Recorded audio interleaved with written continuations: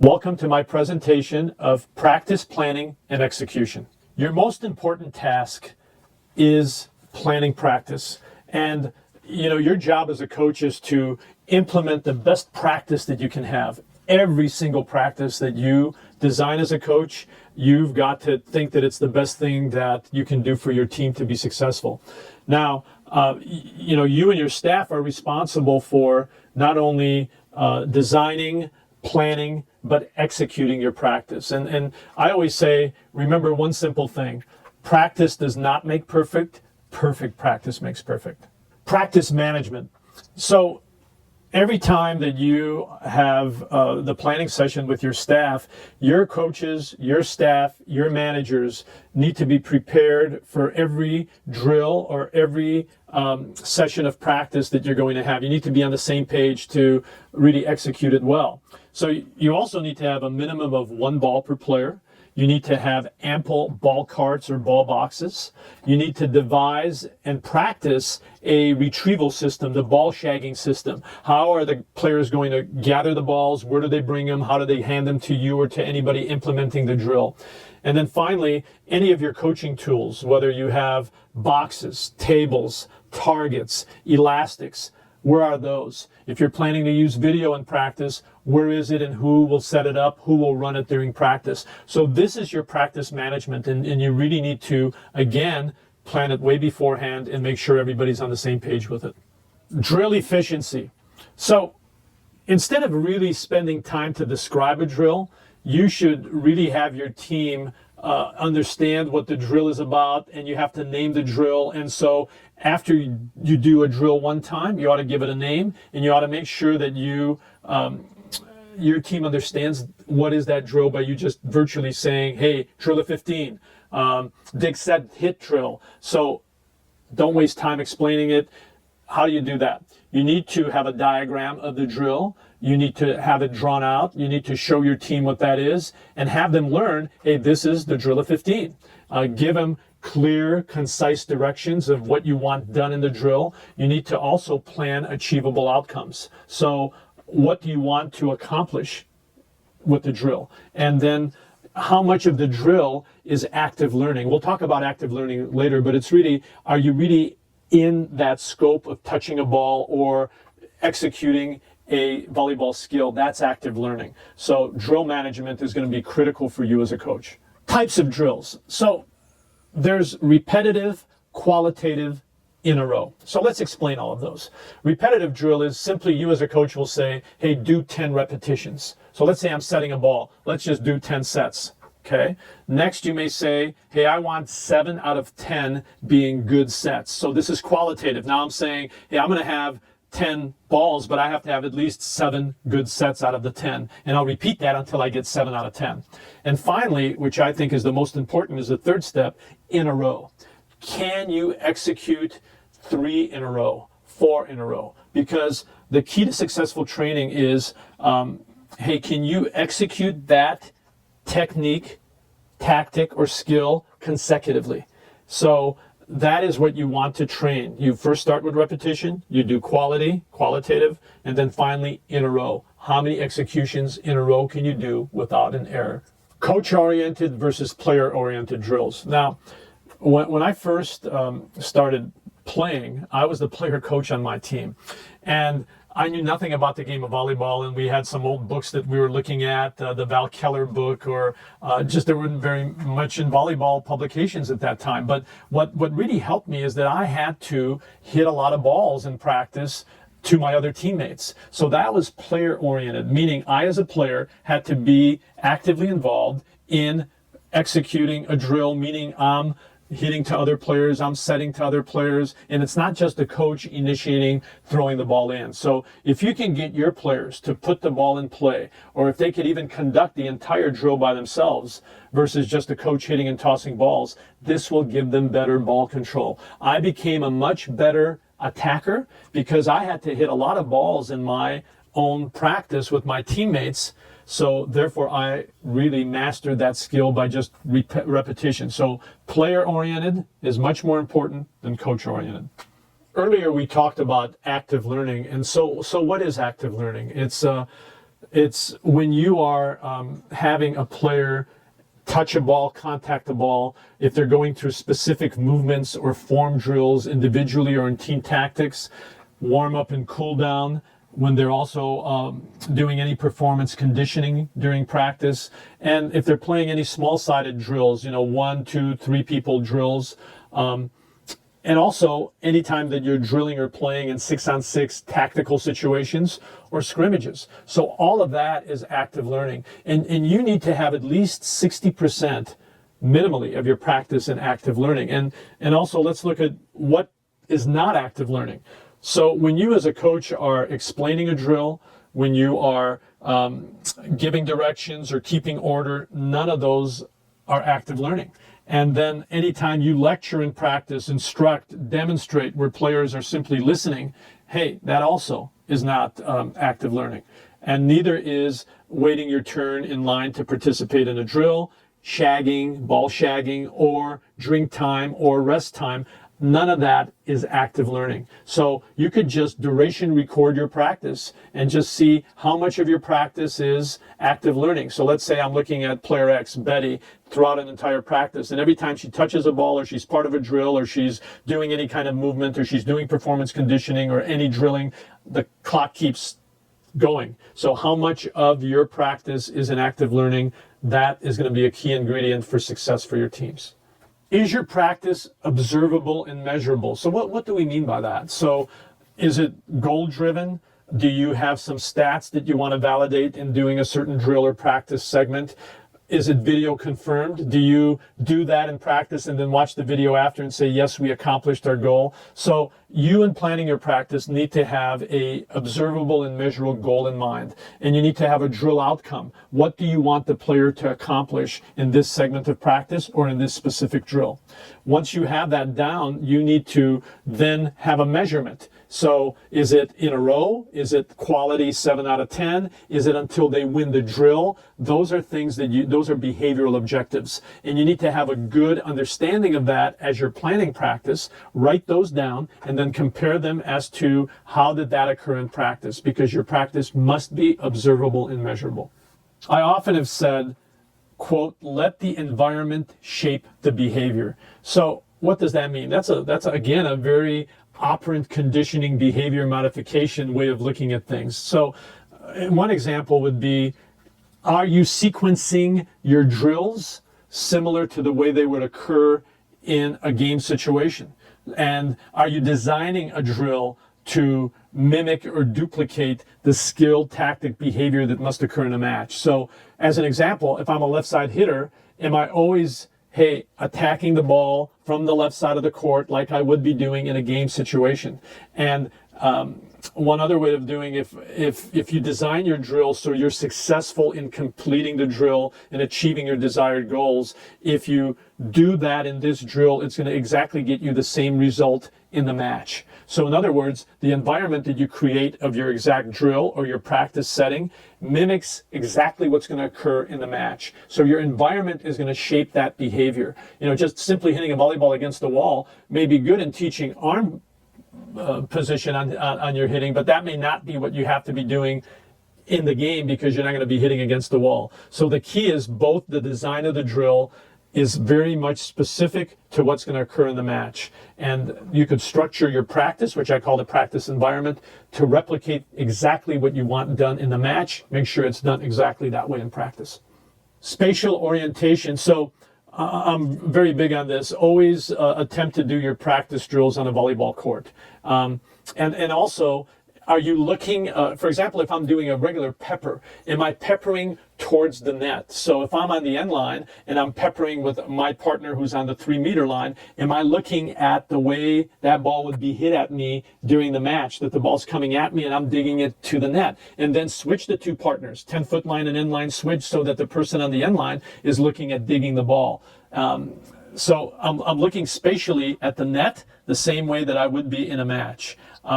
That's why practicing on your match court is going to be very important, because that gives you your home advantage. You're going to know How's the ceiling in my environment? Where is the obstructions on the sidelines? What type of net am I playing against? Maybe my practice net isn't exactly what we have in our match. So those are very important things for spatial orientation to get your team ready to play in the matches.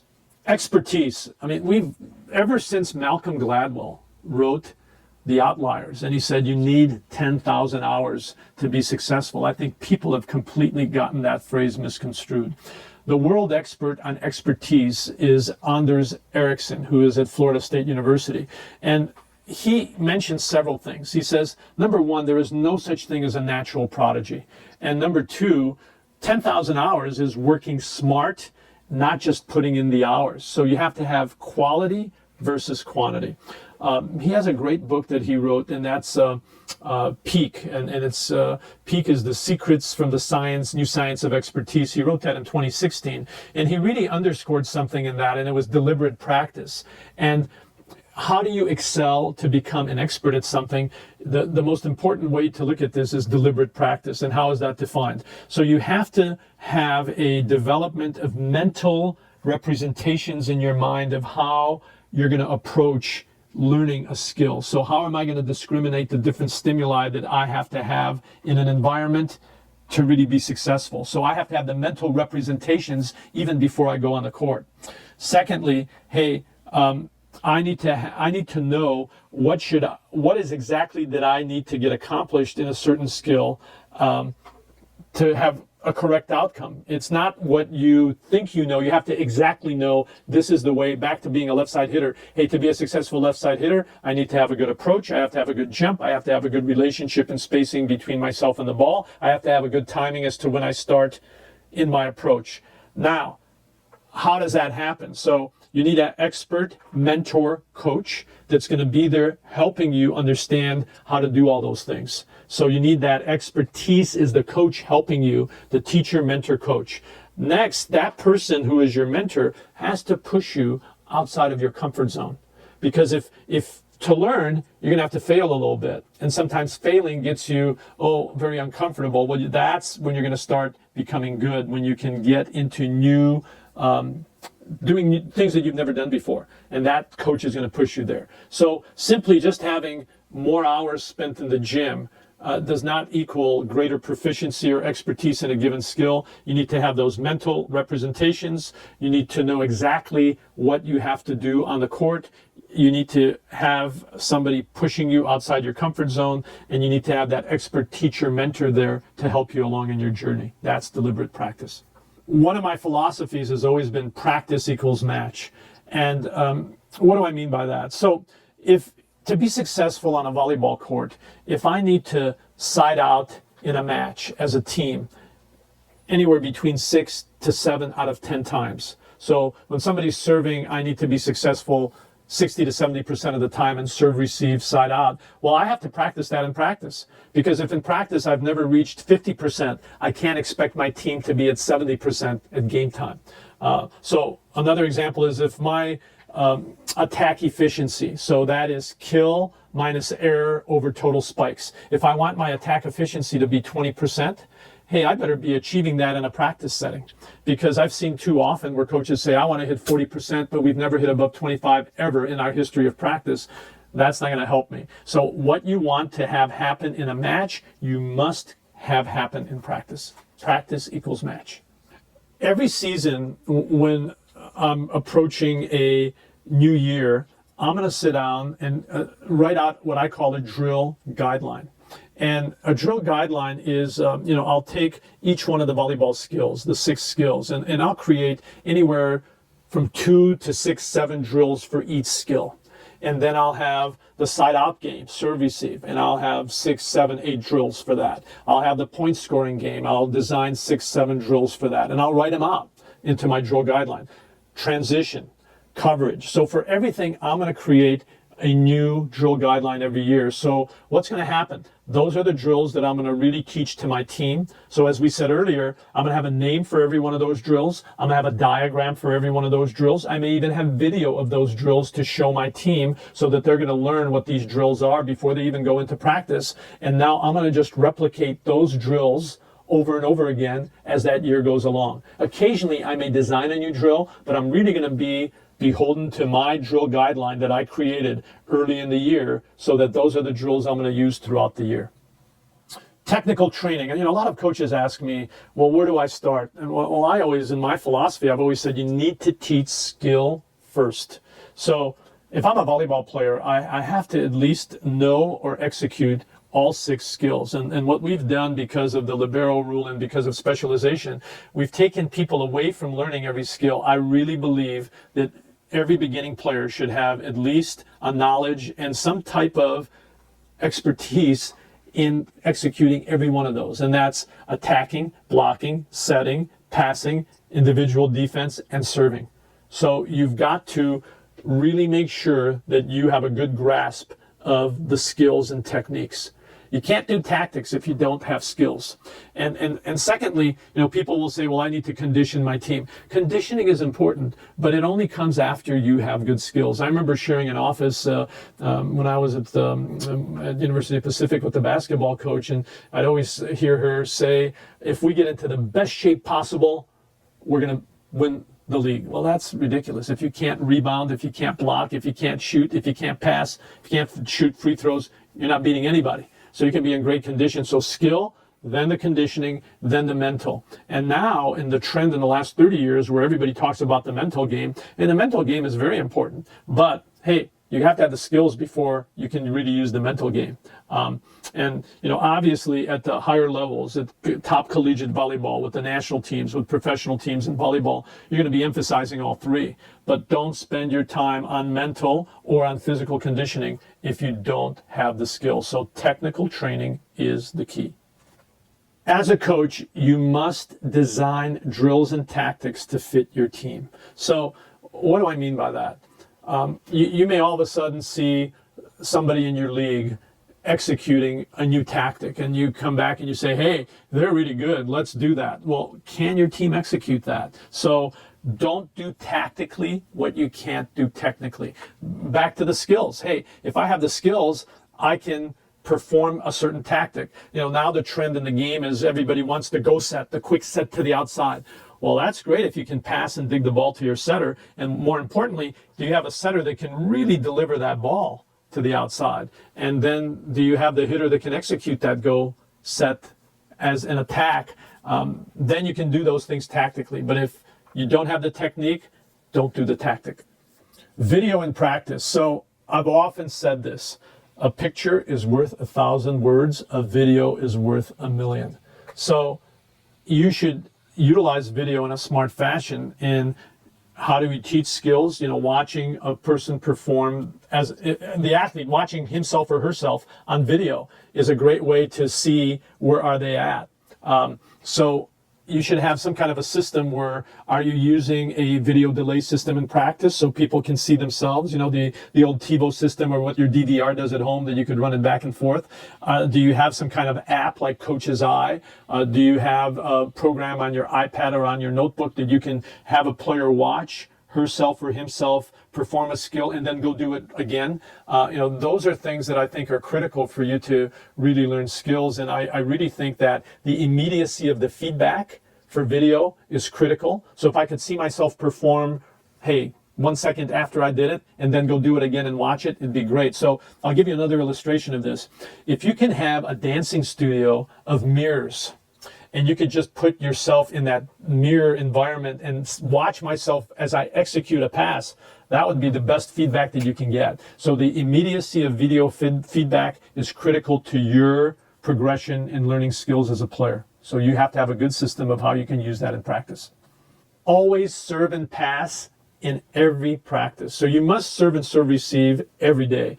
When I started working with Jim Coleman, who was the Olympic men's coach in 1968, and then was his assistant at George Williams College many years ago, Jim would always say that, hey, serve receive will determine the level you play on, and serving is going to determine who wins at that level for almost all levels, other than when you get to top college or international volleyball, where then the attacking is going to be really important. And now with rally score, obviously point scoring is important, but you can't play volleyball at any level indoor, outdoor, grass, sand, hard court, if you can't serve and pass. So spend the time in every practice to do that as much as possible.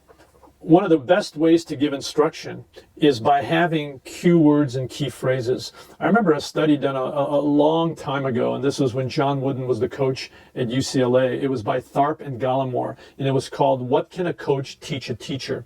And it was simply watching John Wooden in practice use very simple statements that they called a scold reinforcement, or they called what was a positive, negative, positive. He'd come up to somebody and say, hey, you're passing like this.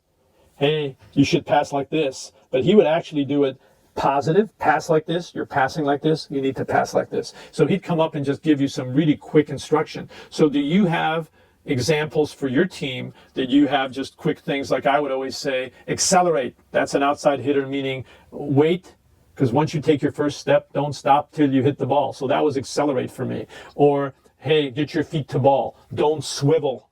Or have a good platform. What does that mean? When you say platform, what does that mean for your player? If you say get your forehead behind the ball when you want your setter having the forehead behind the ball, or knees, hips to target for beginning passers. Those are all the things that you need to just devise for yourself so your team can get great instruction from you by you just using one, no more than a few words to get that across. So when I started coaching, I talked a lot. And not when I was that player coach on my little Chicago Ukrainians team, but once I started coaching, my first formative team was Chicago Volleyball Club, a women's team in Chicago that had 4 to 5 national team players on it. And then when I was an assistant at George Williams College, or I coached the little Chicago Ukrainians team, when I started coaching, I talked a lot. Well, hey, you as a coach, talk less, have the players do more reps.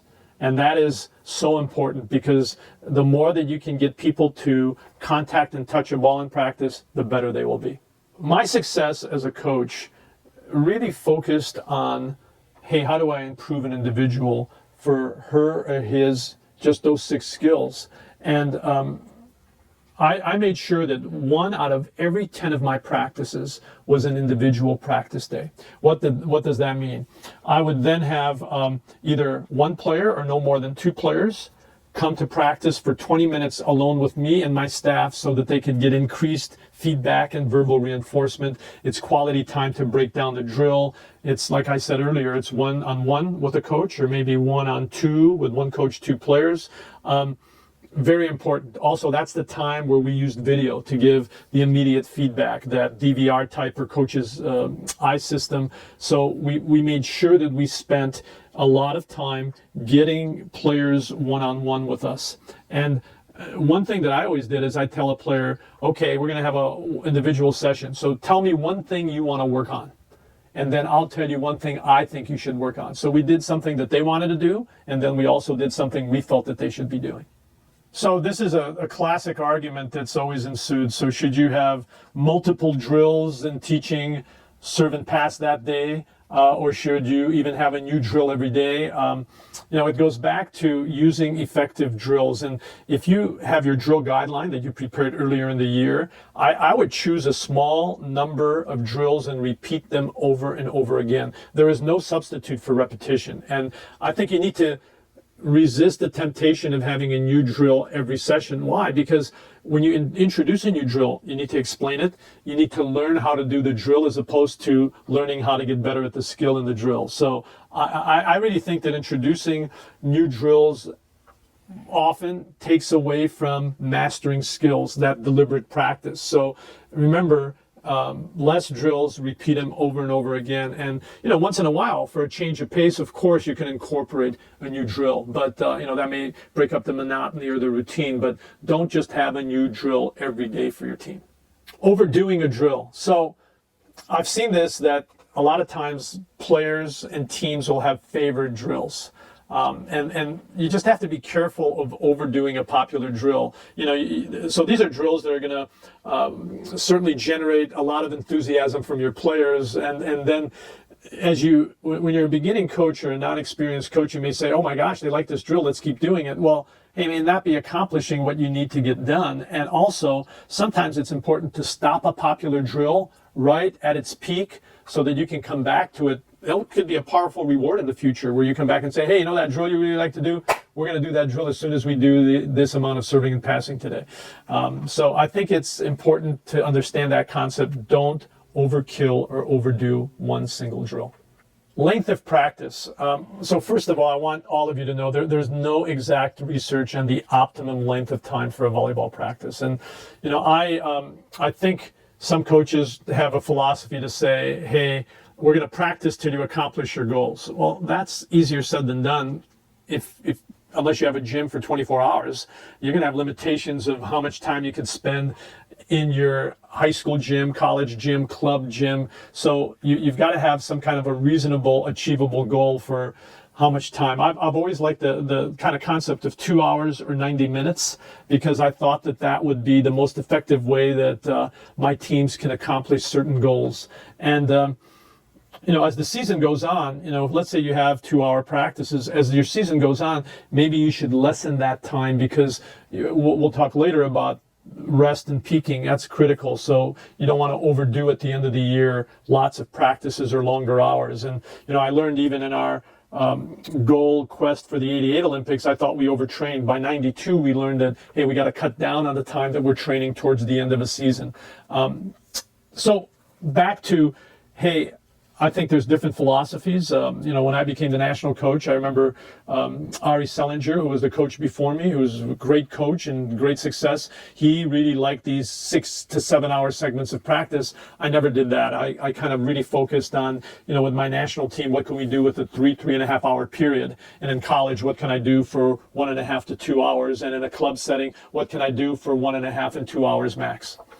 Best time to practice. Well, this goes back to when can you schedule a time frame in your gym, whether you're a college, high school, or club coach. And I remember growing up, ice hockey players were practicing 2 o'clock in the morning, and you'd go, what's going on? Well, that's the only time they could get ice time. So ideally, you want to practice when you're going to be playing your matches.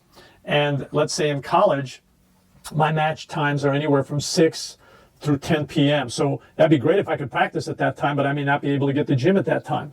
In high school, if I'm practicing, in the afternoon, maybe I'm playing in the afternoon. And most matches in high school, again, are anywhere from 3 to 7 p.m. or 8 p.m.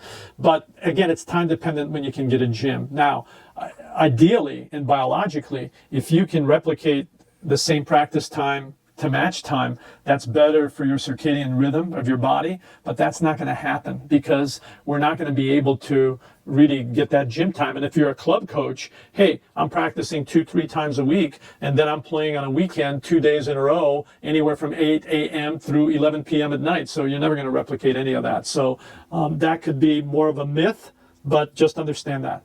So scrimmages or 6-on-6 drills and wash drills.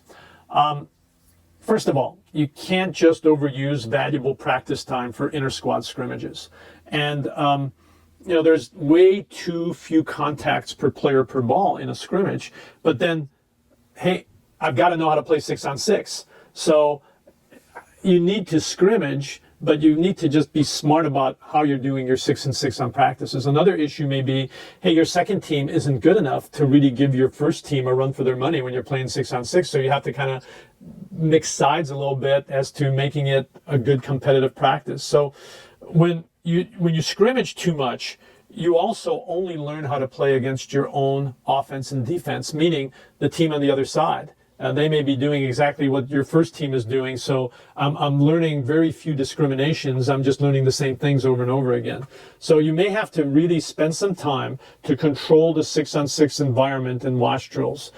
Don't overdo these because I've seen coaches get into this wash drill phenomenon that, you're going to score a point if you get a side out, and then if you get 2 free balls in a row, and then if you get another down ball, then if you get all of those, you get a point. And I'm going, if it's too complex to understand, you shouldn't be doing it. And sometimes you've got to just make sure that you play real score volleyball, rally score, so people understand. Now, I know there's some talk out there when people say, let the game teach the game. Well, look, that's, you have to have the skill before you're going to be able to have the game teach the game. And I always give this example. If I go to a playground environment for basketball in any city where lots of great basketball is played, but I don't have the skills of dribbling, passing, shooting, rebounding, the game's not going to teach me the game. And, I've got to just make sure I have some elements of those skills before I can do the full court play.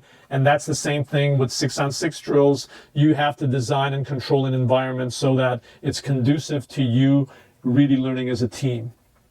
Small-sided games. Hey, I really like putting players in a situation where they're going to play singles, doubles, triples. I call this small-sided games. And, you could...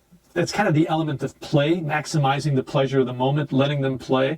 And, there's a formula, and it's called a bearing tournament. And we're going to give you certainly a URL that you can go to on our site on the slide that will tell you how to get to the bearing. So bearing is a way that you're going to have a formula for playing 1-on-1, 2-on-2, 3-on-3, 4-on-4, where every player will eventually play with every other player against every other player. And that's a great way to just kind of mix it up. Every so often we do a small-sided game, and it's really gets the players to execute skills in a smaller setting so they contact the ball much more. Small-sided games, important in drilling your team to be the best that they can be. Focus and refocus. So if there's one mental skill that you can teach your team is making sure that they have a here and now focus. And, I grew up playing tennis, so tennis is similar to volleyball, and there's a lot of dead time, and there's, you're contacting the ball and you're had a bad play. Well, you got to learn how to, hey, that play's gone. What's the next play? So if you could spend the time to have yourself or somebody that you can get, or even watching some good things that are out there on YouTube or Vimeo of focus and refocus, these are tools that are important for every player to have for practice. How do I maintain my focus? How do I refocus once I lose my focus? And that's going to then help them in a match situation. Adaptability.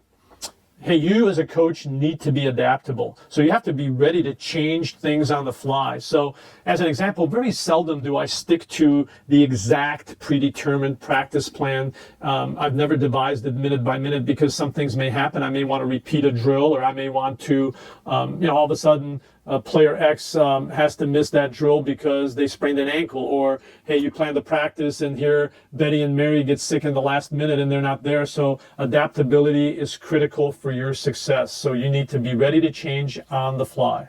Rest. So I said earlier that the most important aspect of peaking is rest. And I promised myself when I was the national coach that when I returned to college, that I would pace my team differently, and I would make sure that at the end of a season, I'd have ample rest for my team. And that was a very valuable lesson. And any of my teams that have performed really well toward the end of the year were well rested. Errors and mistakes. Don't be afraid to make mistakes and errors in practice. That's how we learn. We talked earlier about getting players out of a comfort zone. Hey, they're going to have to fail to really become great. And I've always used this quote, the Henry Ford quote, failure is simply the opportunity to begin again more intelligently. And that's the way you have to really look at this. And it's a little bit of the growth mindset. With Carol Dweck, the great psychologist at Stanford, has said that hey, you have to really understand that in order to grow, you're going to have to fail. And that is so important for you as a coach to know, but your players must understand that as well to really get something out of practice.